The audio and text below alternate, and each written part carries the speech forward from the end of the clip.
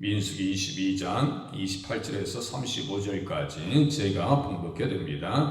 여호와께서 나귀 입을 여시니 발람에게 이르되 내가 당신에게 무엇을 하였기에 나를 이같이 3번을 때리느냐? 발람이 나귀에게 말하되 내가 나를 거역하기 때문이니 내 손에 칼이 있었다면 곧 너를 죽였으리라. 나귀가 발람에게 이르되 나는 당신이 오늘까지 당신의 일생 동안 탄 나귀가 아니냐? 내가 언제 당신에게 이같이 하는 버릇이 있었더냐? 그가 말하되 없었느니라. 그때 여호와께서 발람의 눈을 밝히시매 여호와의 사자가 손에 칼을 빼들고 길에 선 것을 그가 보고 머리를 숙이고 엎드리니 여호와의 사자가 그에게 이르되 너는 어찌하여 네 나귀를 이같이 3번 때렸느냐? 보라, 내 앞에서 내 길이 사악함으로 내가 너를 막으려고 나왔더니 나귀가 나를 보고 이같이 3번을 돌이켜 내 앞에서 피하였느니라. 나귀가 만일 돌이켜 나를 피하지 아니하였다면 내가 벌써 너를 죽이고 나귀는 살렸으리라. 발람이 여호와의 사자에게 말하되 내가 범죄하였나이다. 당신이 나를 막으려고 길에 서신 줄을 내가 알지 못하였나이다. 당신이 이를 기뻐하지 아니하시면 나는 돌아가겠나이다. 여호와의 사자가 발람에게 이르되 그 사람들과 함께 가라. 내가 네게 이르는 말만 말할지니라. 발람이 발락의 고관들과 함께 가니라. 아멘. 말씀의 제목은 주보에 있는데 주보고 설교 내용에 있는 대로 나귀의 책망을 받는 발람이다. 이솝 우화와 같은 이야기가 성경에 기록되어 있어요. 그렇게 하고 이 일에 지금 여호와의 사자 하나님 성령님께서 간섭하십니다. 그러면 삼위일체 하나님께서 이 일에 간섭하신다는 말이에요. 그러면 사안이 되게 중대한 거 아니에요. 네? 만약에 우리 아이들이 밖에서 싸웠더라면 부모님이 간섭하지 않겠어요? 되게 사안이 중대한 거예요. 아이들 소꿉장난하면서 내 거야 하면서 그냥 어르신들이 가서 따지고 그럴 일이 아니란 말이에요. 그냥 방치하고 유치원에서도 우리 집사님 유치원 가르치시지만 이렇게 보면서 내가 개입해야 될 간섭할 일이 있고 간섭하지 않을 일이 있잖아요. 그런데 하나님께서 지금 나귀를 동원해서 발람을 책망하고 있는 것은 사안의 중대성이 되게 긴박한 것을 얘기하는 거예요. 동물이 어떻게 사람의 말을 해가지고 발람을 책망하고 있냐. 그래서 나귀의 책망을 받는 발람이다. 이렇게 제목을 달았어요. 출애굽한 이스라엘 백성들이 광야 40년 가까이 많은 시련과 고난에도 불구하고 언약궤를 앞세워서 구름기둥과 불기둥을 따라서 모압 평지 요단 건너 여리고까지 오게 됩니다. 이게 이제 누구의 약속에 근거한 거예요? 아브라함의 약속. 그러니까 땅 자손보, 이 3가지 주제에 땅 자손보, 이게 너무 중요하다. 그 땅에 지금 이제 애굽에서 살다가 가나안 땅에 젖과 꿀이 흐르는 땅으로 가고 있는 여중에 거의 마지막 단계에 왔는데 가장 강력한 그 사탄의 종이 나타난 거예요.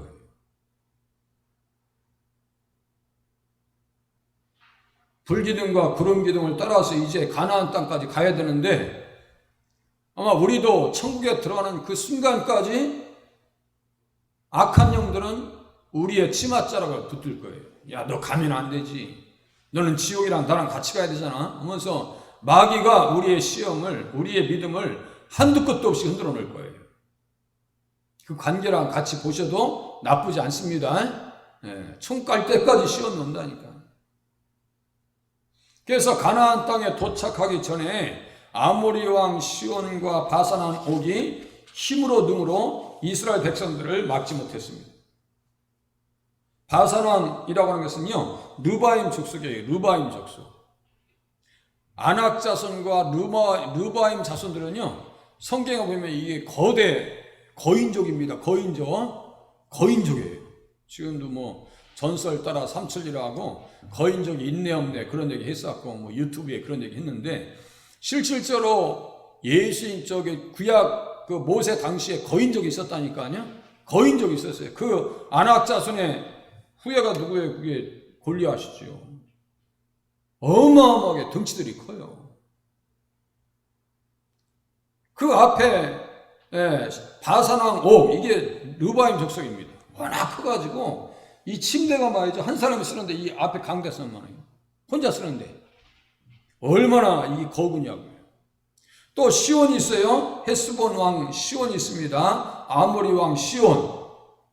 이 사람이 또 얼마나 강력했냐면요, 모압을 다 물리쳐서 모압 사람들이 패배할 때 시인이 등장해서 시를 읊어준 내용이 성경에 기록될 정도로 대단한 시온 왕, 아모리 왕 시온. 여기 지금 21장에 나오는데요. 21장 이렇게 눈 한번 펴보세요. 21장 28절쯤 보세요. 이렇게 앞에 넘기시면 되니까, 성경책 있으시면 앞에 넘기시면 돼요. 그러니까 아모리 왕 헤스본의 아모리 왕 시온이 모압을 다 물리칠 정도면은 모압 왕 발락이 지금 이스라엘 백성들이 자기 나라 땅 안에 와가지고 좀 진치고 있어요. 그러니까 막 놀라고 막 정신을 잃어버린 거예요, 지금. 그렇게 강력한 나라들이 이스라엘 백성들 앞에 맥없이 무너진단 말이에요. 하나님의 말씀 따라가면, 하나님의 뜻을 쫓아가면 막을 수 있는 세력은 없다라고 하는 사실을 성경은 우리에게 가르쳐주고 있는 거예요. 예수님만 따라가면 문제가 없어요. 다른 길을 가려고 하니까 자꾸 문제 가운데 들어가는 거예요. 그래서 모압 왕 발락이 자기 땅에 들어온 이스라엘 백성들로 인해서 큰 두려움에 사로잡힙니다.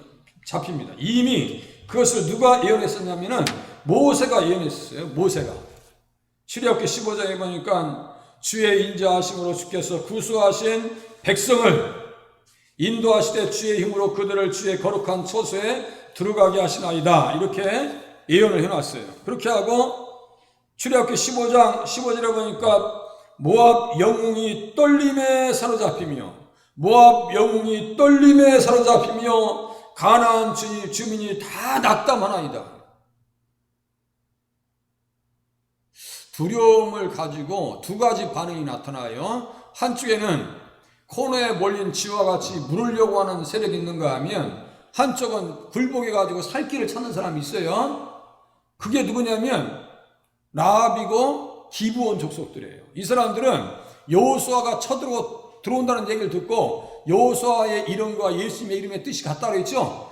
예수님이 이 땅에 오신다면은 우리 그 소식을 들으면 두려워할 것이 아니라 빨리 주님 앞에 엎드려야 되는데, 이 모압 왕 발락은 말이죠, 코너에 물린 쥐가 고양이를 물려고 하는 마음으로 지금 누구를 불러들이냐면 유브라다의 강가에 사는 타락한 선지자 발람을 부르기로 결정합니다. 그러니까 발람이 저주하는 사람은 저주를 받고 축복을 비는 사람들은 축복을 받는다는 속설이 있다라고 제가 썼는데, 제가 볼 때는 이게 속설이 아닌 것 같아요.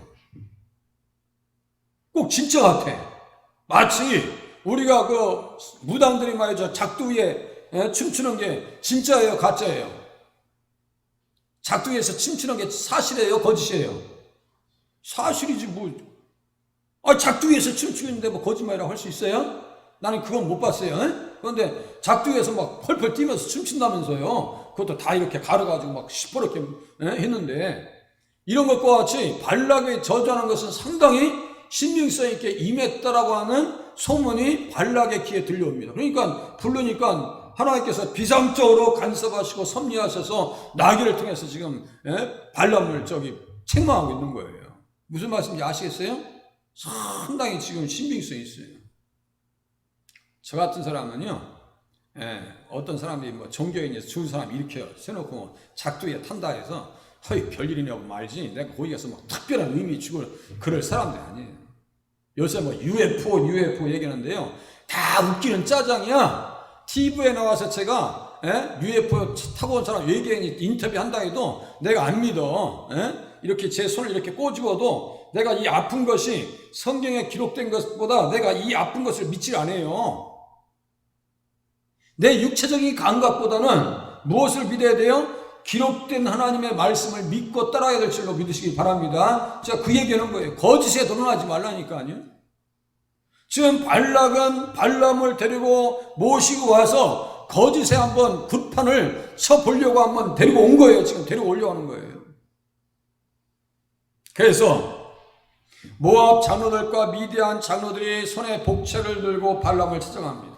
과거에도 현재에도 미래에도 이스라엘 백성들과 함께 하신 하나님께서 이 일에 간섭하시어 발람에게 가지도 말고 저주하지도 말라고 말씀하십니다.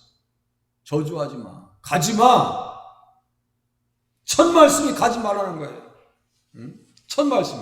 하나님이 발람에게 이르시되 너는 그들과 함께 가지도 말고 그 백성을 저주하지도 말라. 그들은 복을 받은 자들이니라. 하나님께서 민수기 22장 12절에 이미 말씀하셨어요. 가지 말라고. 그러면 딱 한마디 했으면 끝내야 될 거 아니에요. 더 이상 듣지 말아야 될 거 아니에요. 더 많은 사람들이 은금을 가지고 뭐라고 합니까? 내가 그대를 높여 크게 존귀하게 하리라. 17절에 있는 말씀 듣고 말이죠. 발람의 마음속에 이미 못된 마음이 있기 때문에 이 코를 딱 끼면 끌려갈 수밖에 없는 거예요. 떡밥을 이렇게 던져놓으니까 다 끌려가는 거예요. 처음에 거절했던 발람이 자기 욕심에 이끌립니다. 사람이 시험받는 것은 자기 욕심에 미혹되는 거예요. 그죠? 그 길에 짐승 나귀의 책망을 받습니다. 이 과정을 함께 알아보길 원합니다. 힘으로도 안 되고 그러니까.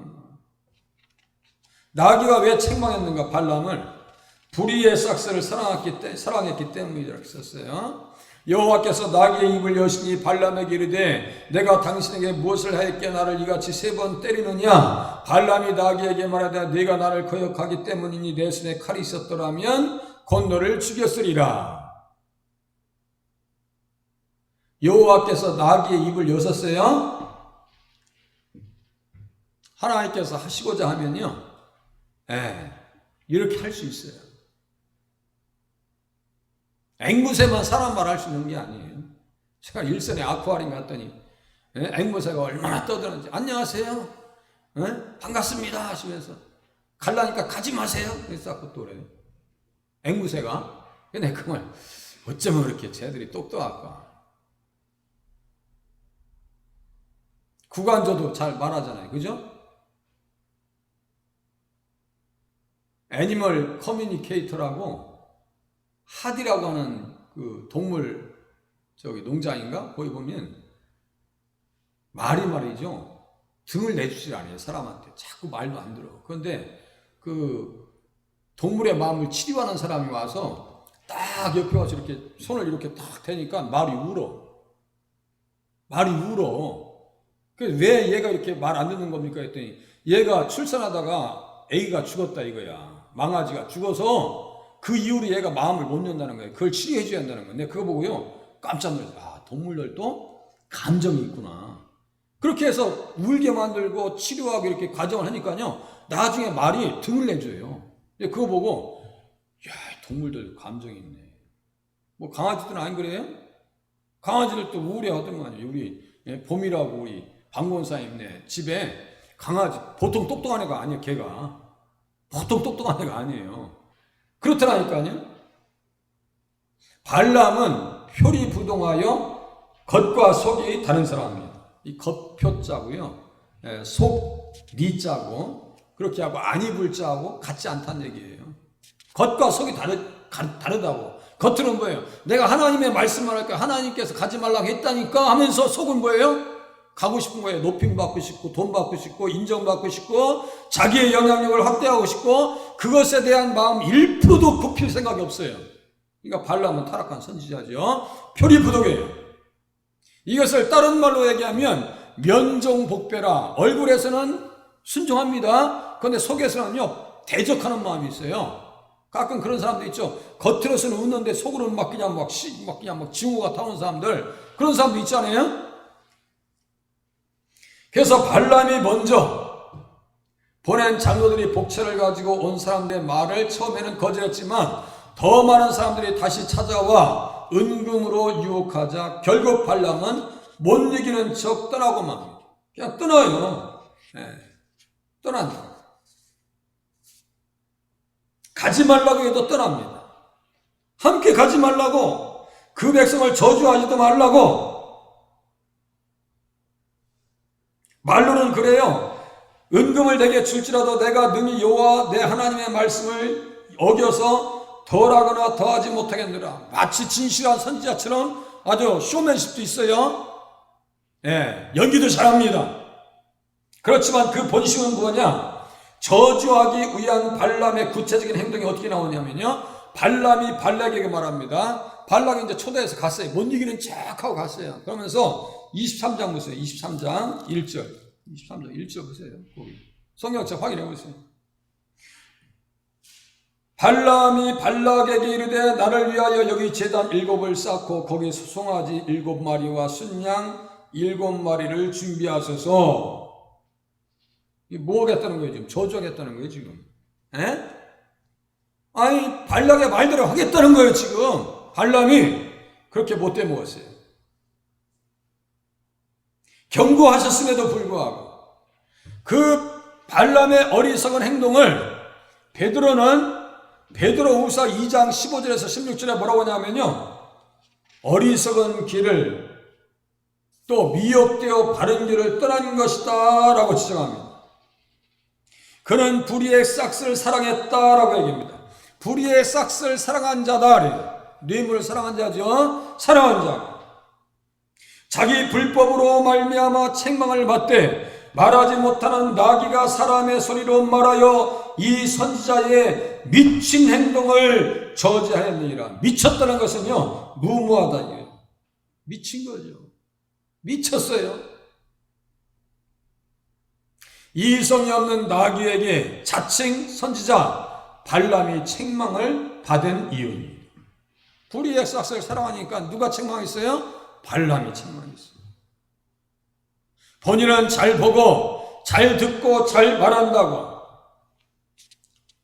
착각했지만 나귀만큼도 볼 수 없었던 어리석은 사람이 누구냐면 발람이에요. 짐승만도 못하다는 얘기 여기서 이해되시죠? 짐승만도 못하다고.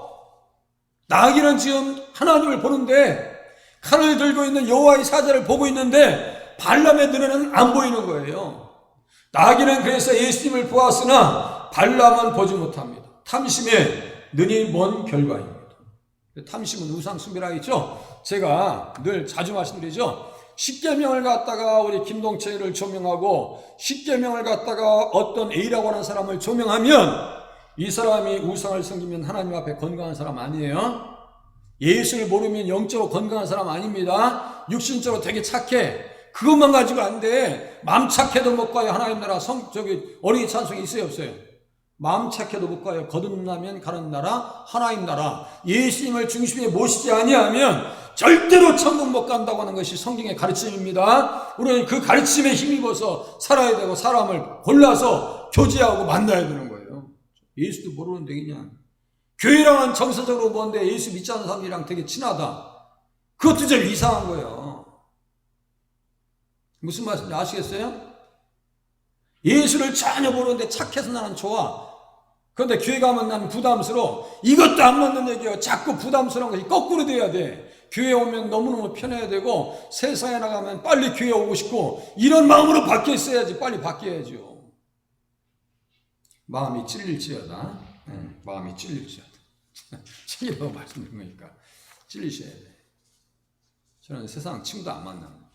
안 만나는 게 또 잘하는 건 아닌데 안 만나요. 만날 기회도 만들지도 않아요. 동창회요? 없습니다. 초등학교 시골에 동창회를 가끔 만나고 싶어요. 전화도 옵니다. 안 만납니다. 만나서 도움이 되는 게 하나도 없어요. 나귀가 왜 책망했어요? 발람을 위해서 거역했기 때문입니다. 발람을 위해서 책망한 거예요. 발람을 위해서.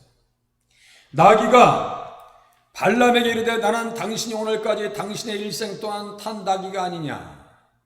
내가 언제 당신에게 이같이 하는 버릇이 있었더냐. 그가 말하되 없었느니라.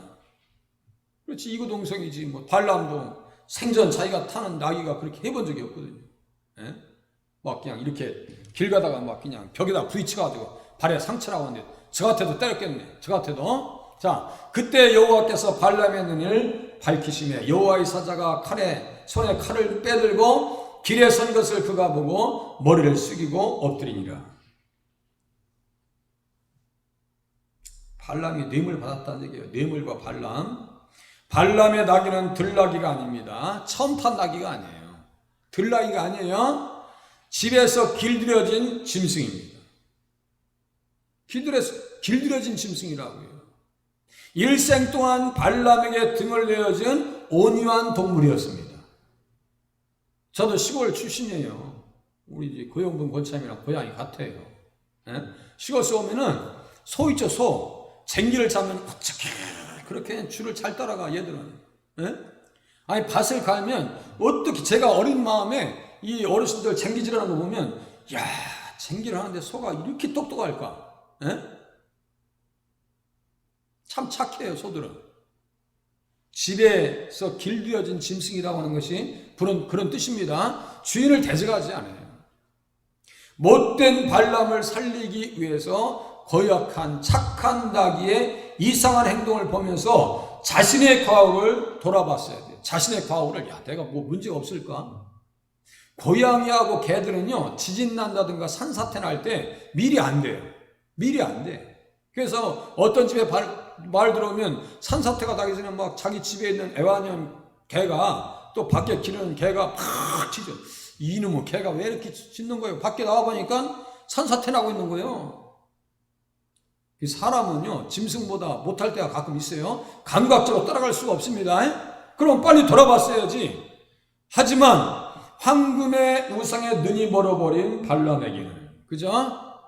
황금의 우상에게 눈이 멀어버린 발람에게는 이를 깨달을 수 있는 통찰의 눈이 없었습니다. 나귀는 여호와의 사자를 보면서 엎드렸으나 발람은 그 순간에도 나귀에게 놓아여 그 등을 사정없이 내리쳤습니다.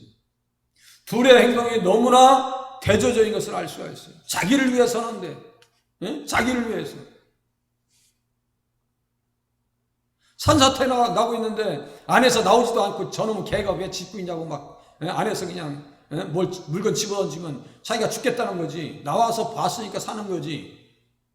저번에 한마디만 더 할게요. 버스에서 액화 천연가스가 터지면서 사고 난 거 기억나시죠? 액화 천연가스가 막 터져버렸어요. 그래서 그 주변에 막 산산조각 났습니다. 그런데 터지기 전에 그 개를 끌고 왔던 그 TV에 나온 얘기예요. 개를 데리고 왔던 주인이 동물병원이었어요. 근데 막 개가 막 이상한 행동을 보이는 거예요. 이 개가 왜 그러지?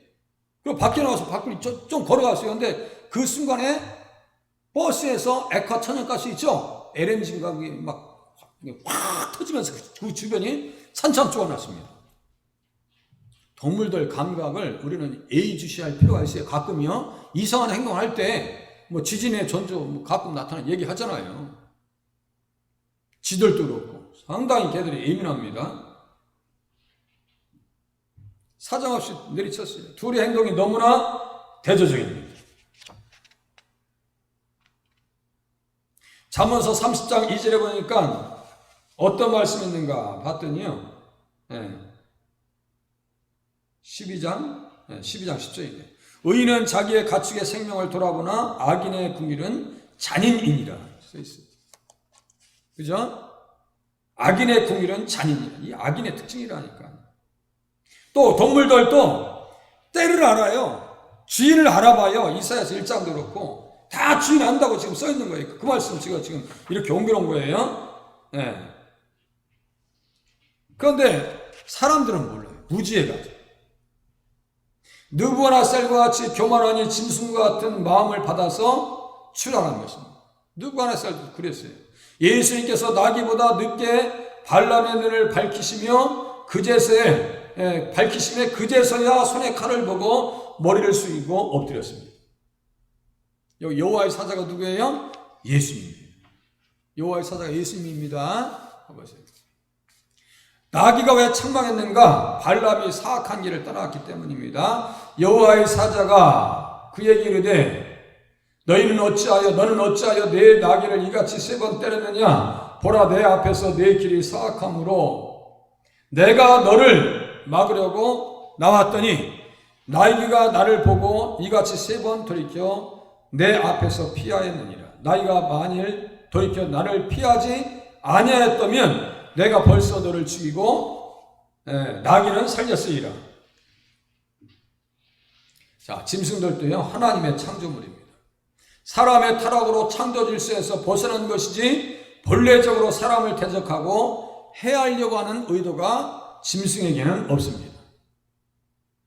그래서 하나님께서는 그것들을 사람의 손에 붙여주셨다. 창세기 9장 2절에 말씀하고 있어요. 이것들은 너희 손에 붙이셨습니다. 자, 물고기가 너희를 두려워하며 너희를 무서워하리니. 어느 물고기가 이렇게 손을 들면 도망가는 물고기가 있지. 우리한테 와서 아이고 반갑습니다. 김동천 씨하고 짱어가 이만한 게 와가지고 나한테 딱 잡혀주지. 짱어는 없어요. 하다못해 고래들도 사람을 해치질 않습니다. 웬만하면 해치지 않아요. 그죠? 돌고래 정말 돌고래처럼 똑똑한 범고래처럼 사냥을 잘하는 고래도 없어요. 그런데 사람을 거의 공격하지 않는데요. 범고래도.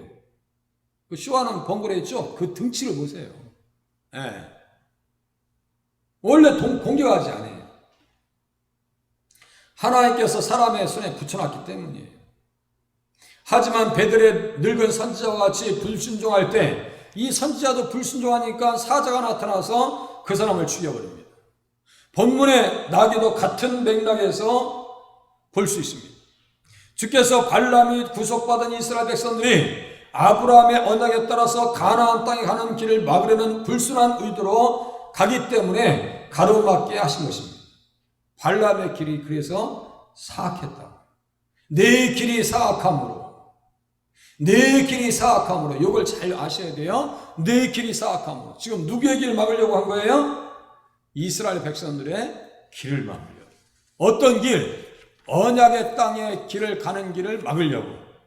어떠한 축복을 망치려고요? 아브라함의 축복을 망치려고. 그래서 동물들도 때로는 구원 역사에 쓰임받는 일이 종종 있습니다. 요나서 2장에 보니까 큰 물고기가, 이 사람도 똑같아. 요나도. 야, 너 니느웨에 가서 12만 명이 넘는데 그 사람들을 좀 구원시키면 안 되겠느냐? 가서 예수 그리스도의 복음을 좀 전해라. 그랬더니 아이고 하나님, 우리로 얘기하면 일본 사람들이에요. 일본 사람들. 그 사람들은 구원 안 된다니까요. 하나님. 그렇게 하고 일본 놈들은 그게 가능성. 아이 보세요. 지금 뭐 십자가가 있으니까 뭐가 있습니까? 일본의 복음률이 저기 복음에 받아들이는 그 복음화율이 2%도 채 안 된다. 2%. 무슨 말인지 아시겠죠? 우리나라는 그래도 거기에 비하면 많이 믿으시는 거예요. 예, 거기 가면 십자가 찾기 힘들대요. 그래서 아이 하나님 무슨 일본의 선교입니다. 선교입니까? 뭐 갈 마음이 없는데요. 다시스로 갑니다. 다시스로 가니까 하나님께서 그 길을 보시고 진노하셨어요. 똑같아요. 발람이 이스라엘을 저주하려고 하는 길과 같아요. 비슷해요. 근본은 다르지만 그래도 비슷하다. 불순종이란 말이에요. 가니까 배를 탔어요. 그러니까 얘라이 피곤한데 그냥 잠이나 자자. 그냥 배 맨 밑창에 가가지고 이불을 뒤집어 썼는지 어쨌든 그냥 잠에 떨어져가지고 시큰 잠자고 있어. 그런데 갑자기 풍랑이 일어나고 배가 뒤집힐 위기가 있습니다. 그러니까 사람들이 자기 신들을 부리고 난리 났습니다.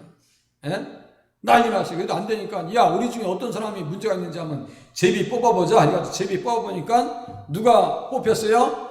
요나가 뽑혔네. 요나가. 내가 뽑혔어. 요나가. 뽑혀가지고 야 어떻게 하면 너 어떤 일이 있는데 이렇게 큰일이 우리에게 닥쳤느냐. 그러니까 이래 저래 해서 하나님께서 폭풍을 일으켰으니 나를 바다에다 집어 던지시오. 그러면은 바다가 잔잔해질 거요 라고 하니까 네가 어떻게 그럴 수 있냐고. 안 되니까 조금 지켜. 그래도 그 사람들이 착해.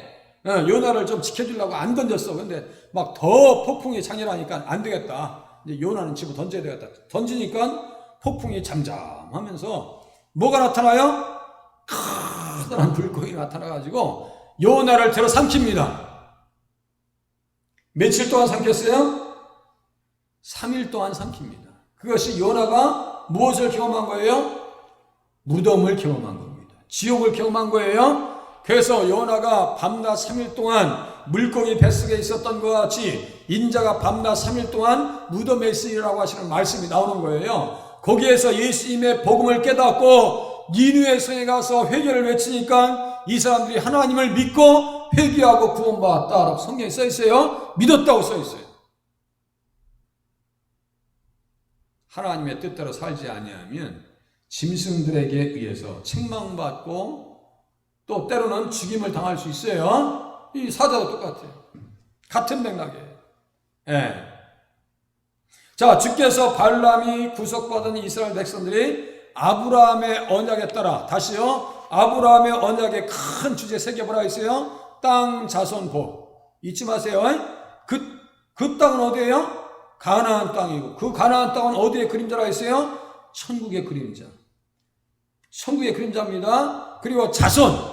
아브라함의 자손은 마태복음 1장 1절에 썼네요. 아브라함과 다윗의 자손, 예수 그리스도의 계보라.